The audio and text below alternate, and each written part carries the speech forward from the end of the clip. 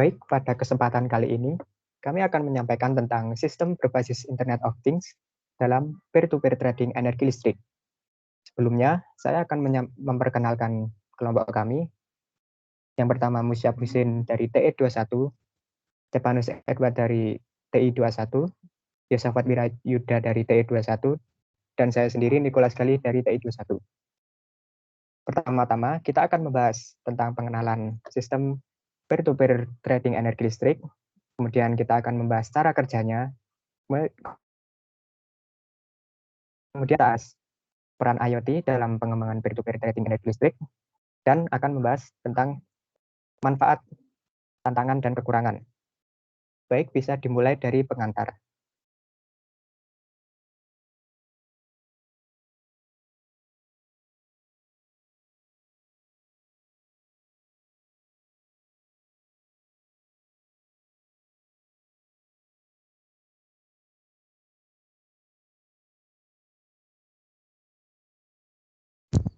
Kayaknya masih kemut.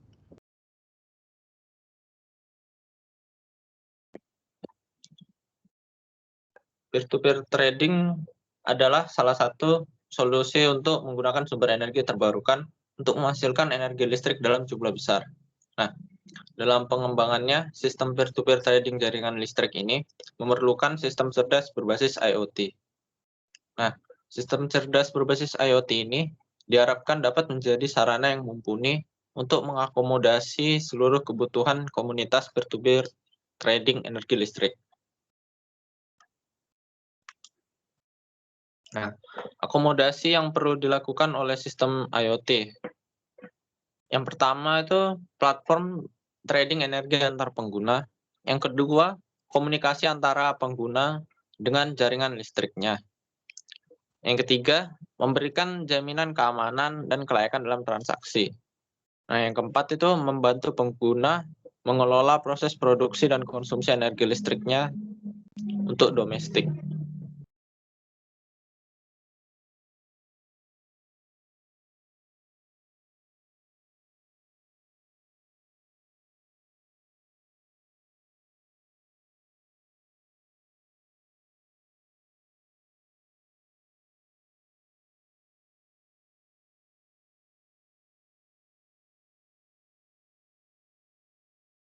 Bagaimana sistem itu bekerja?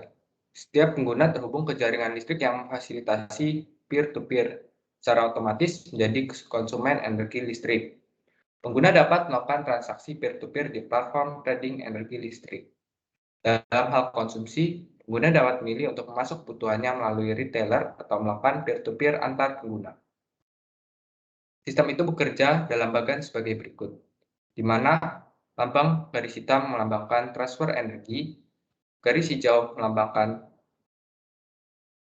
BAU cash flow, yaitu hal yang sudah terjadi sementara waktu ini antara kita dengan PLN.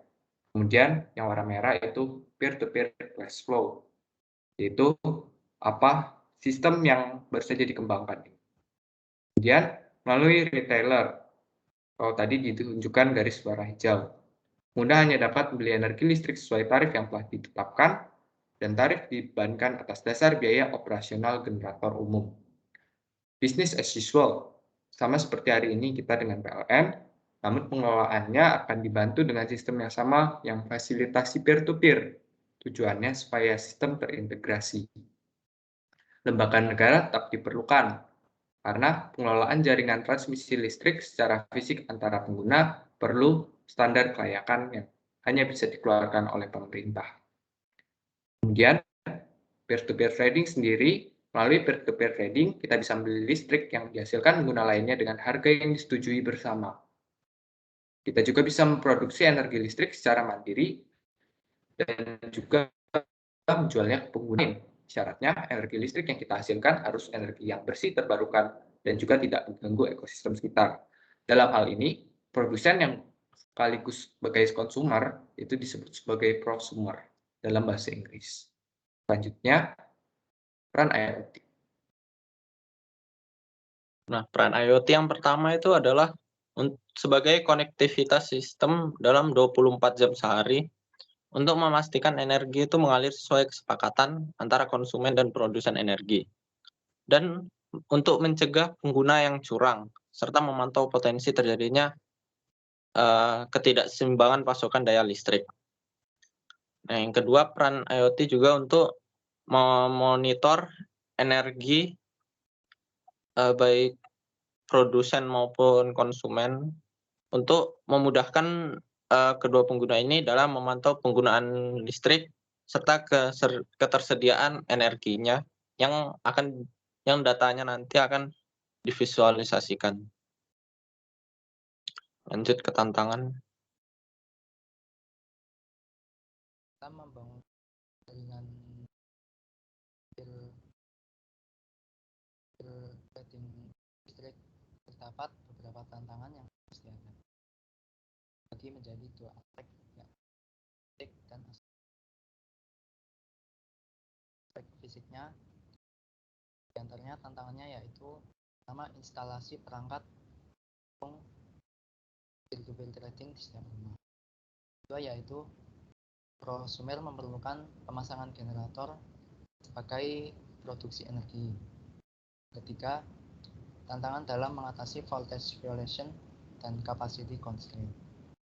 Yang keempat yaitu meningkatnya daya yang terdisipasi dalam proses transmisi.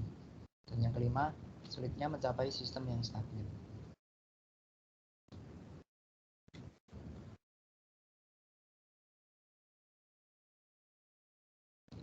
Untuk aspek virtualnya, yang pertama mengurangi biaya energi, yang kedua menyeimbangkan supply dan permintaan dari konsumen, yang ketiga yaitu memberi insentif dan menarik para prosumer atau produsen sekaligus konsumen, yang keempat mengembangkan mekanisme penetapan harga sesuai keinginan, dan yang kelima mengamankan transaksi dari penyalahgunaan.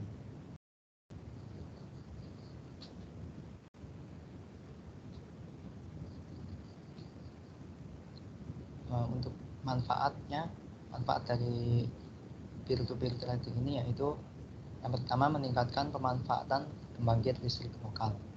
Yang kedua yaitu menekan harga persatuan energi listrik. Yang ketiga, memungkinkan meningkatnya penggunaan energi terbarukan karena salah satu syaratnya tadi yaitu peer-to-peer harus menggunakan energi terbarukan. Dan yang keempat yaitu mendorong kesadaran dan keikutsertaan masyarakat dalam mengelola energi dan menjaga kesehatan lingkungan. Untuk kekurangan dari peer-to-peer ini yaitu membutuhkan modal yang cukup besar di awal. Lalu yang kedua, perlu pengelolaan yang mumpuni dan tidak semua pengguna mampu mengelolanya. Dan yang ketiga, cryptocurrency-nya itu masih belum diakui sebagai mata uang yang resmi di beberapa negara dan hanya dianggap sebagai investasi.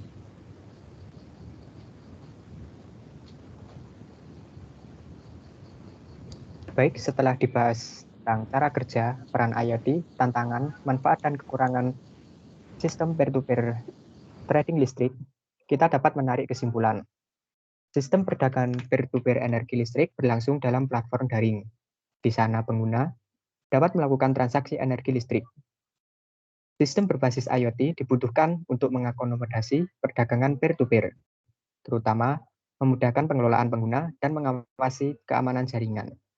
Namun, perdagangan peer-to-peer masih sulit diterapkan karena berbagai tantangan besar dalam pengembangannya. Untuk kedepannya, diharapkan dapat dilakukan pengembangan untuk mengatasi tantangan dan kekurangan tersebut. Sekian yang dapat kami presentasikan. Terima kasih.